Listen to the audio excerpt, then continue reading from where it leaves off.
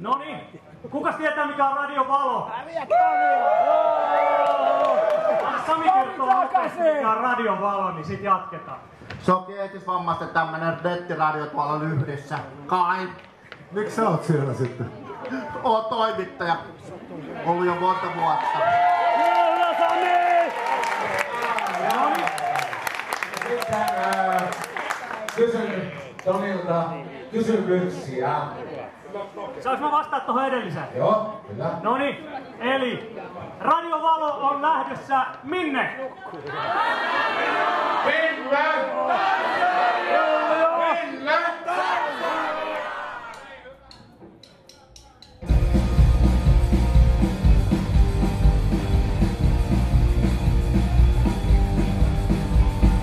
Mä en täällä tarvi maailmaa.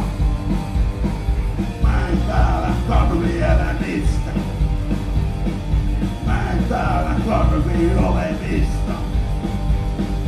Enkä mitään muutaan. No. Salamanrockin tuotot käytetään vammaisten tekemään ohjelmaan. Ei vain sillä tavalla, että toimittajat tekevät juttuja vammaisista. Näinkin varmaan tapahtuu, mutta Sami Helteen perustama Radio Valon toimintaperiaate on se, että vammaiset itse toimii toimittajina. He kysyy kysymyksiä, he kertovat näkemyksiään ja tämän Radio Jamin kautta se tieto leviää alueella. Samalla taidot tuottaa ohjelmia lisääntyvät, koska näitä taitoja opettaa radio- ja media-alan ammattilaiset.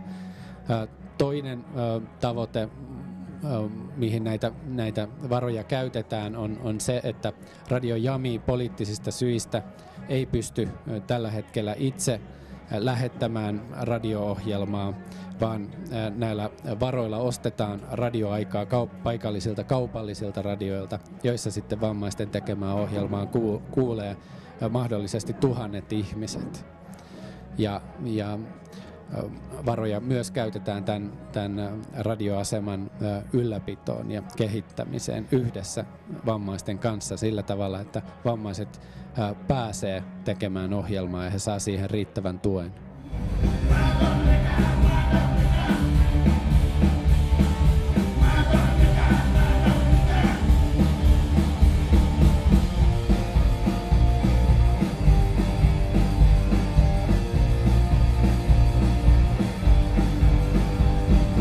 Tällä hetkellä tilanne on se, että vaikka media on vapautunut, vaikka Tansaniassa on monta puoluetta, niin valtaosa kansasta ei ikinä pääse mediassa kuuluviin. Ja tämä Radio Jami, tämä Mtwaran alueella toimiva yhteisöradio, heidän niin kuin, se perusideansa on nimenomaan se, että annetaan köyhille ihmisille kylissä mahdollisuus sanoa sanansa.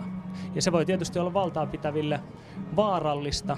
Se voi johtaa siihen, että ihmiset tajuaa, että hei, tämä vanha sanoma, ehkä propaganda, niin että tämä ei olekaan ainoa vaihtoehto ja että asioille voidaan tehdä jotain, niin se voi olla yksi syy siihen, että miksi Radio Jamin toimilupahakemus on ollut pari vuotta jäissä, vaikka se nyt näyttääkin siltä, että se on sieltä tulossa. Mä en tarvii täällä asuntoa, fucking you asshole. Mä en tarvii täällä laitoksia. Mä en tarvii täällä osastoja. Enkä fucking you asshole mitään turhaa.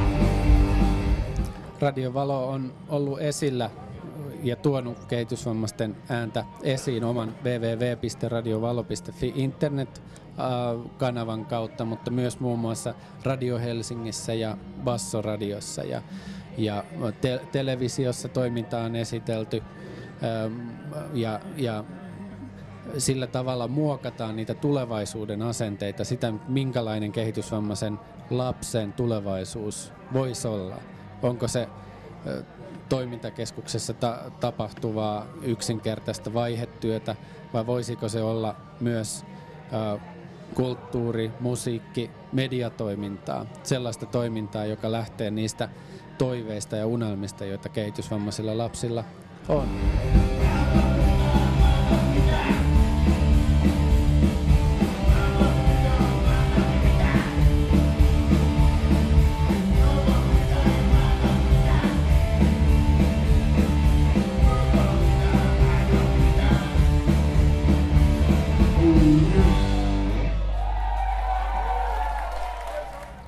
Eli mä toivon sitä, että kun me mennään sinne, että niille, jotka on niinku kehitysvammaisia tai muuten semmoisessa asemassa, jotka eivät saa ääntänsä kuulumaan, niin mä toivon sen, että tää Radio Valo voi olla niille semmoinen äänen tuoja. Semmoinen, että saa asiat ulos.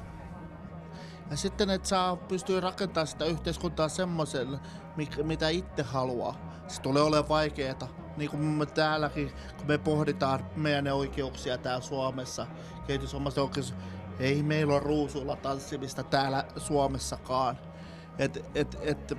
Se on hirveätä työtä, mutta sitten kun rupeaa tekemään sitä, niin mä oon huomannut sen ainakin täällä Suomessa, sen ilon, minkä mä saan ja sen vaikutuksen, minkä mä saan moneen ihmiseen, kun mä teen tätä työtä.